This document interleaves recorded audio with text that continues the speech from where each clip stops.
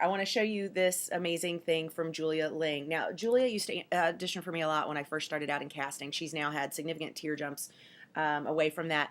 This is a really fantastic mailing that she did after she was a recurring on Studio 60, which Studio 60 was the Aaron Sorkin show that premiered the same time as 30 Rock. And everybody's like, you have to pick which one is your favorite.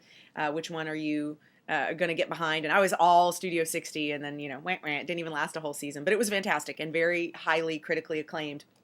Well, Julia knew that the show, because you hear these things, you know that you're on a show that's got great critical acclaim, but not a lot of viewers, and you know that that doesn't bode well. So she knew she had to hustle and get in front of buyers at the next tier if she wanted to make the most of this experience she was having and really get the momentum going.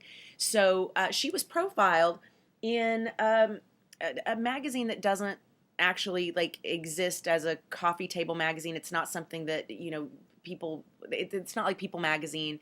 It's got a website and you can buy it at very specialty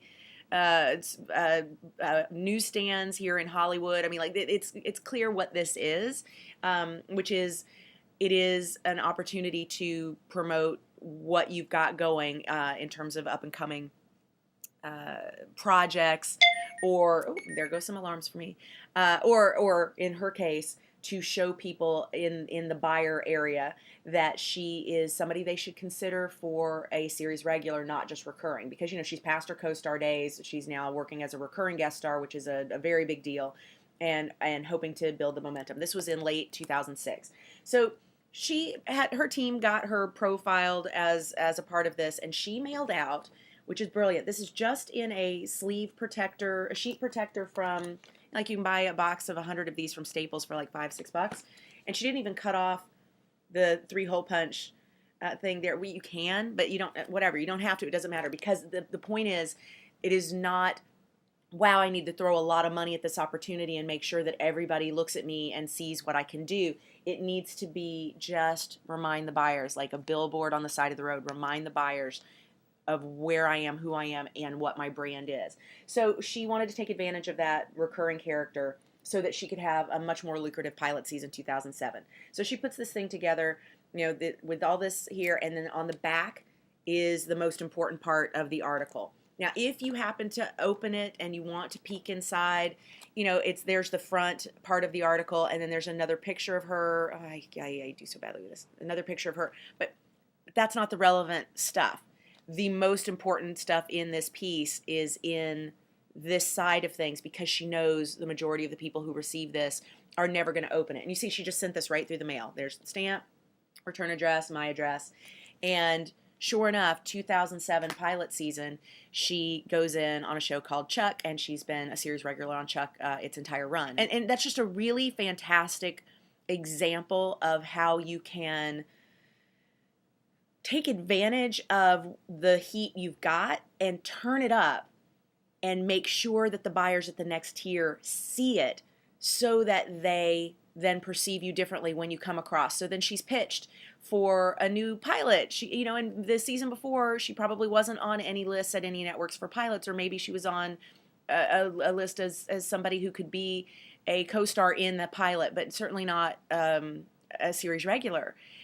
But because not only of the momentum that she had through the job, which you could absolutely rely on that. There are a ton of people who just say, well, I got my recurring, so the next thing should be my series regular, right? I don't actually have to push into this. But there are other actors who are doing the ninja move. They're hiring publicists, or without even hiring publicists, just getting anything, even creating your own press that looks like something pretty fancy, and getting it in front of the buyers at the next tier, so that then they perceive you differently when you come across their desk in the pitch for that pilot the next season. It's a ninja move. Next. The final thing that I want to show you is that it's not just actors who need to deal with their brand, and in fact, it's actors who are least likely to deal with their brand, which is one of the reasons I teach it. So this was NBC Universal's, so Universal, but NBC and Universal are in bed together, obviously.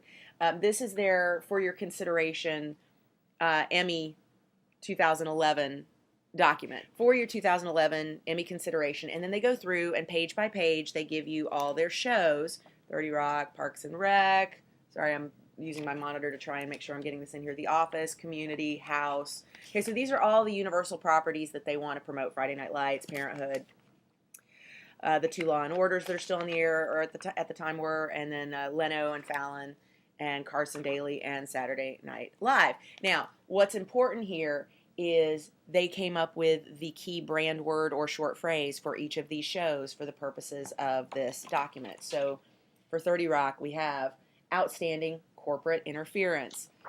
For The Office, we have outstanding paper pushing. For Parks and Rec, outstanding upstandingness. For Community, outstanding underachievers. House, outstanding addiction.